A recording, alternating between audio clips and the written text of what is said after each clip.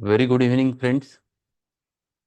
Meeting again in the session of Stuart Close Philosophy, and we have started yesterday with the chapter number 7 from the Stuart Close, from the syllabus of third year's VIHMC. And the introductory part of the susceptibility, which we have learned in the last lecture. The chapter's name is Susceptibility, Reaction, and Immunity. All 3 points he has covered over there. Because of susceptibility, the reactions develop. And when it happens to be there, so this reaction is the vital force reactions or vital principles reaction. And at the physical level, when it reflects at the immune system, that's why he has explained the first there is susceptibility, followed by vital principles reactions, and then the immune reaction at the physical level. And he started with the definition, which was very clear in his mind that susceptibility is an inherent capacity of the living things to receive the impressions and react to every stimuli. And this is Stuart Close definition is more complete than any definition, where he has explained both the things, the receiving an impression and then reaction. So according to impression, the reaction happens to be there. This is first part which he has explained. And this phenomena is present in every human being, every living thing, and which is responsible to maintain the health. But same susceptibility gets morbid, produces a disease.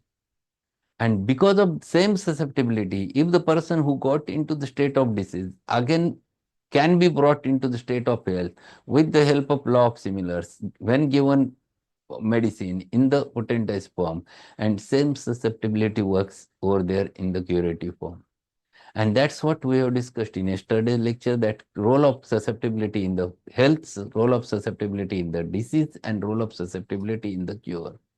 And last point, which last paragraph, where we have concluded that this susceptibility, till it is normal, everything is normal, but once it gets morbid, the disease is produced.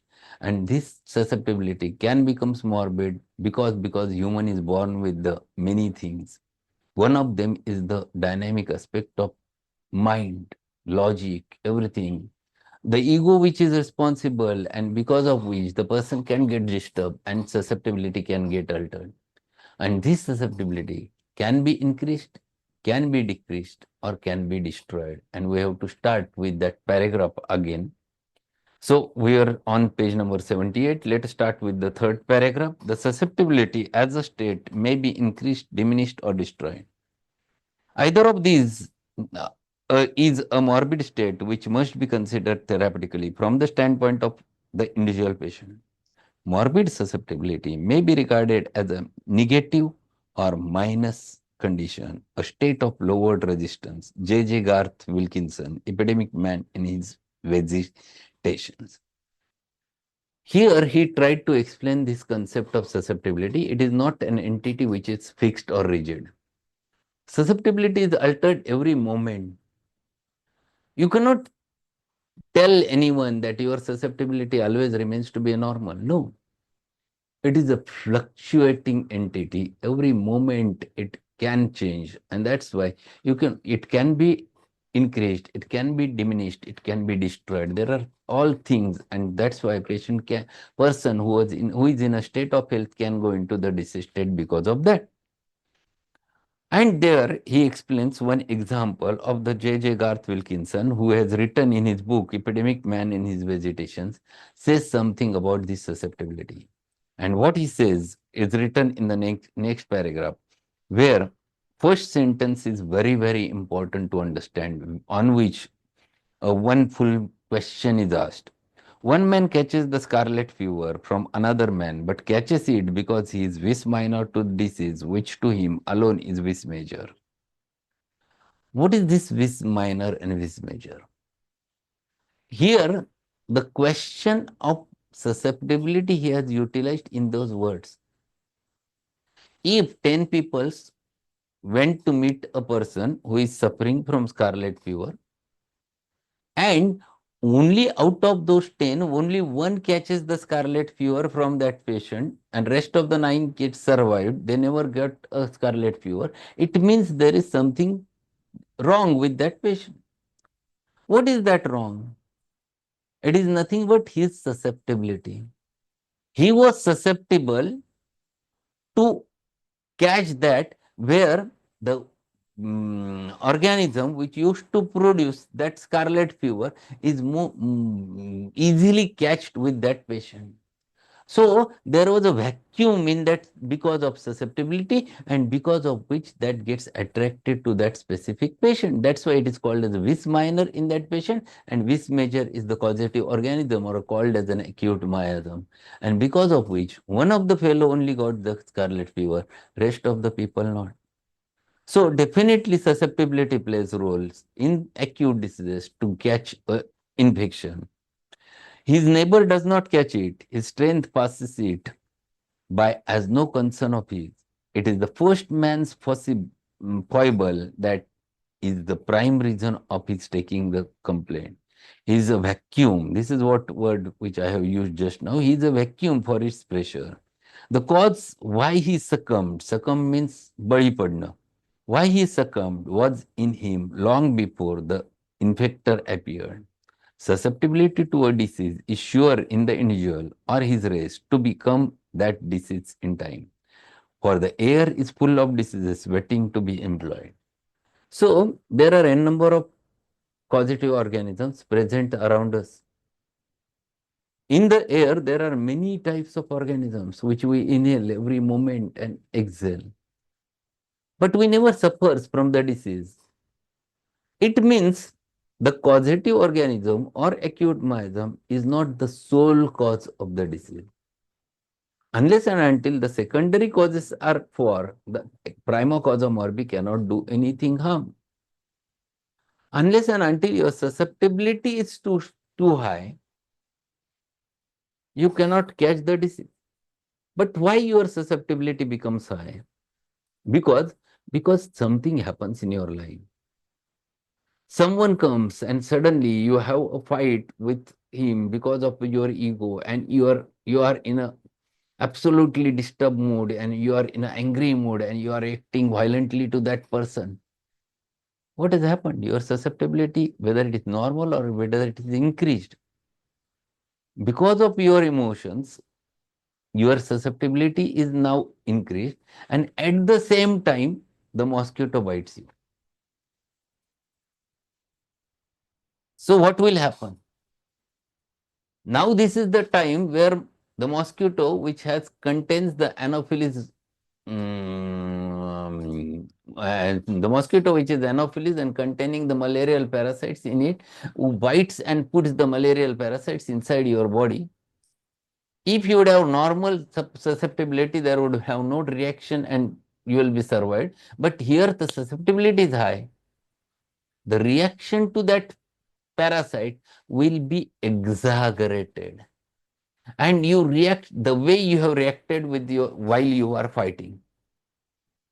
Now your altered susceptibility was responsible to produce a disease like malaria in you. Without that, it would have not happened. It happens only because your susceptibility was too high at that time. And this is what he is explaining over there. This is the basic reason why a person catches a disorder, specifically when acute disorder we are talking about. Susceptibility in the organism, mental or bodily, is equivalent to the state. So susceptibility is equivalent to your state, whether it is mental susceptibility or bodily susceptibility. In fact, they are one and same because they are not two different parts. So your state depends upon your susceptibility, and you are reacting according to it. If your mood is good, you will react in a different manner. If your mood is disturbed, you will react in a different manner. So it depends ultimately upon your emotional state. State involves the attitude of the organization to internal causes and to the external circumstances. So what is the state? This is the question which always comes to be there. Even in definition of homeopathy, we have defined the homeopathy. It is a medical science which is based upon law of similarity, which states that a drug capable of producing in a healthy individual a disease state. Here again the word comes disease state. Exactly similar to that happens in a diseased individual, acts as a curative agent if the disease is in a curable state.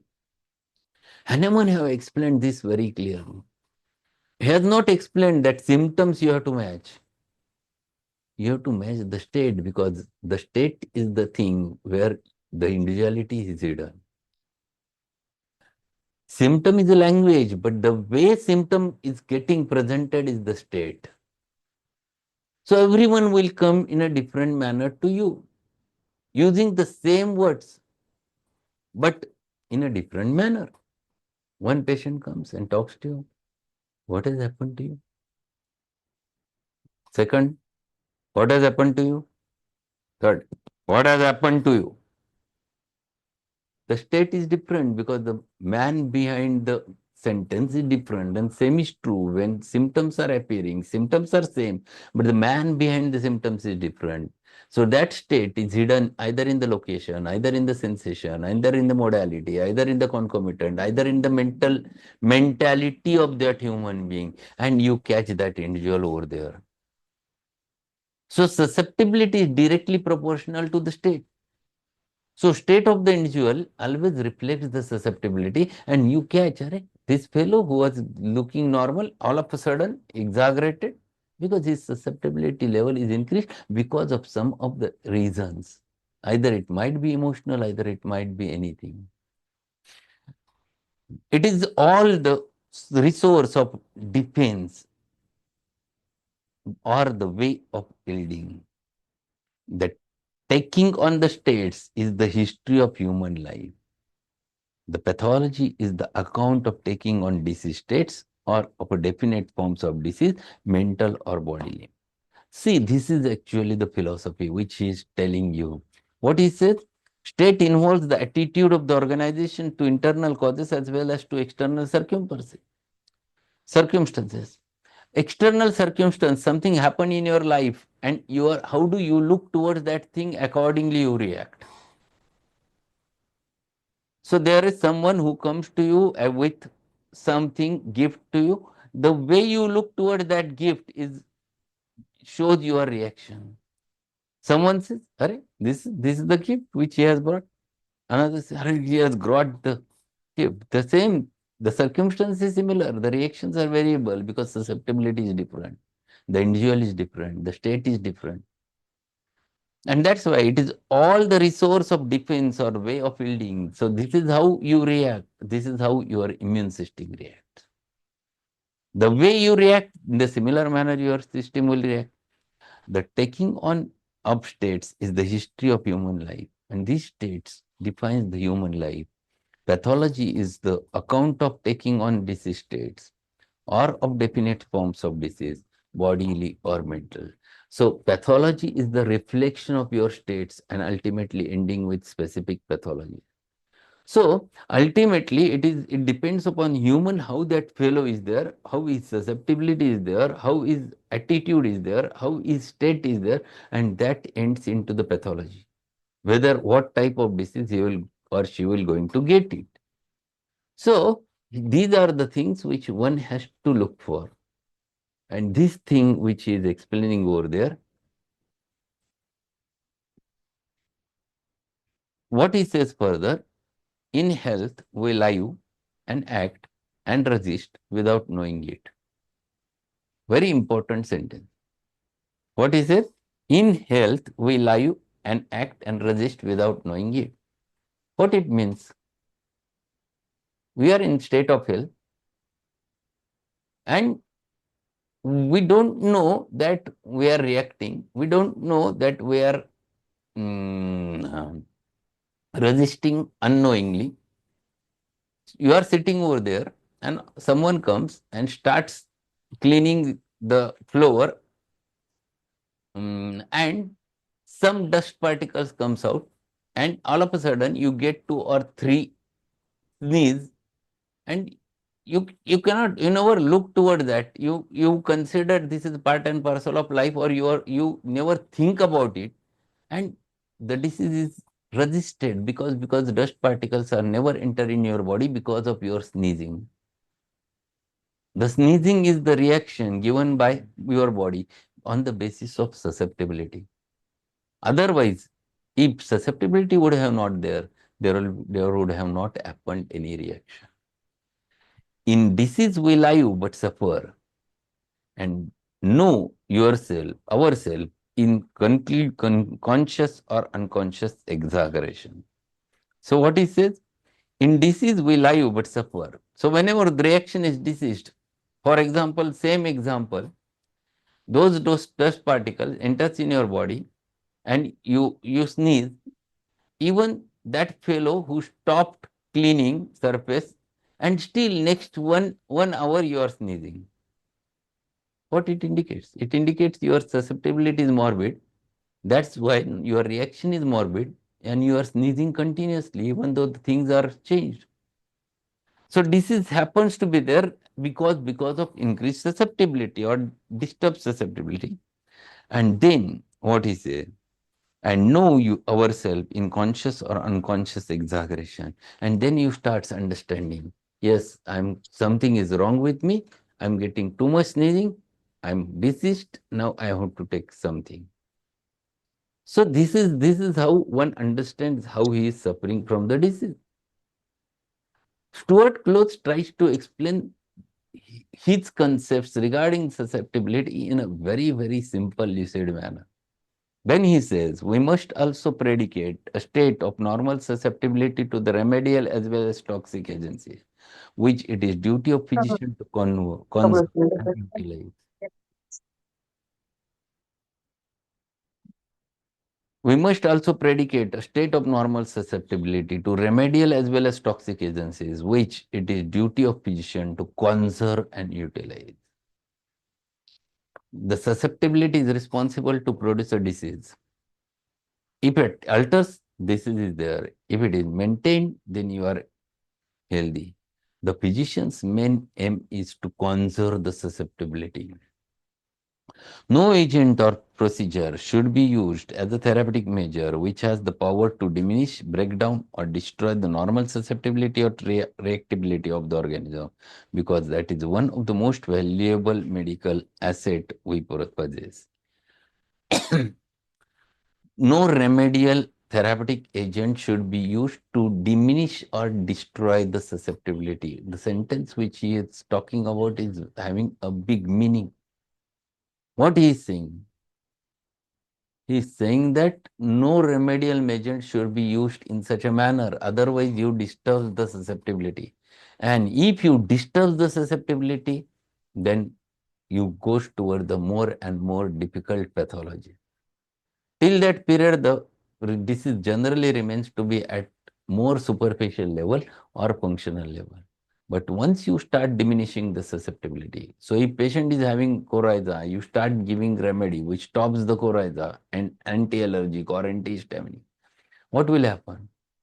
You try to stop it by putting a antidoting reaction. Temporary patient might feel better and then it rebounds back, the susceptibility is increased. If you use steroids, long-term steroids, patient will feel these tablets is very good because I feel better. He doesn't understand that day by day his immunity is getting disturbed, diminished, destroyed because of long-term use of steroids. And then he develops a big disease or big internal disease. And that's what he is saying over there. And what he says, this normal susceptibility is one of the most valuable medical asset we possess. Without it, all our efforts to cure are in vain. If susceptibility is not there, we cannot cure. Because of susceptibility, we get the symptomatology. We understand the disease. To use agents in such a manner or in such a form or quantity as to diminish, impair, or destroy the power of organism to react to the stimuli is to align ourselves with forces of death and disintegration. Conservation of the power of the organism to react defensively to a toxin, a contagion, or an infection is as important as it is to conserve the power to react constructively to food and drink, curatively to homeopathic remedy. So there are two methods. One method where you destroy or diminishes the susceptibility, and that is allopathic mode of treatment, where you try to use or disturb the susceptibility by using antagonistic remedy. Sometimes very strong remedies like steroids, and day by day, when you try to use such methods, the disease goes from less important organ to more important organ. It goes from nodes to the lungs, and lungs, it might produce a deep pathology which can be harmful, can lead to the death. And this method, Hahnemann says, or Close says, one should not adopt. But instead of that, use the method which conserves the susceptibility. So if there is a patient of chronic rhinitis with sneezing, you should not give anti-histaminic or anything. Just wait, give the similimum, and gradually the taper down, there will be taper down in the sneezing, coryza, and patient comes again to the normality. So conservation of the power of the organism to react defensively to a toxin or a contagion or an infection is as important as it is to conserve the power to react constructively to food and drink and or curatively to the homeopathic remedy. If it is as normal and necessary for organism to react pathogenetically to a poison in proportion to the size and power of dose as it is to react physiologically to a good dinner. So see the sentence, what he is talking is very important. It is as normal and necessary for the organism to react pathogenetically to a poison in proportion to the size and power of the dose as it is to react physiologically to the dinner. So susceptibility is there because of you, because of which you react. If susceptibility is not there, you would have not reacted. If the poison starts entering in your body reacts. If some poison goes over there, you get vomiting immediately. This is a reaction given by your susceptibility and you are given by your own vital force or vital principle. It is a power of the human being which to resist that, to react to that. This is, if you don't conserve that, you're going to suffer from dangerous or grave disorder. Same is true. You have to react to the diet and the digestion process starts once you consume the diet.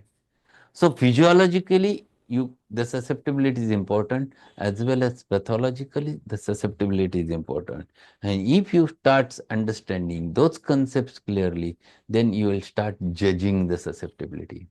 And once you start understanding or judging the susceptibility, then your work becomes so simple to come to a specific potency and to understand the potency. So potency dilemma or posology, it is the big task which can become very easy or to understand on the basis of judging the susceptibility. And this big chapter which he has written is only for that purpose to get it acquainted related with this specific susceptibility. So I think we'll stop over here and tomorrow, not tomorrow, we'll meet directly on Monday. We'll continue with this next part of the susceptibility. This chapter, there are many concepts. And if your concepts are clear regarding susceptibility, the potency dilemma becomes very easy. So we have to understand, it will be little bit slow whenever we are learning Stuart Close, because Stuart Close philosophy is not so easy to digest. Every sentence has a meaning, and that sentence we have to understand clearly. So that's all for today. Most probably from Monday onwards, we'll again start with the Materia Medica session. So we'll start with the carbon group on Monday at 8:15 and in the philosophy session at the same time. So that's all for today. Thank you, all of you, and good evening. Thank you very much, sir.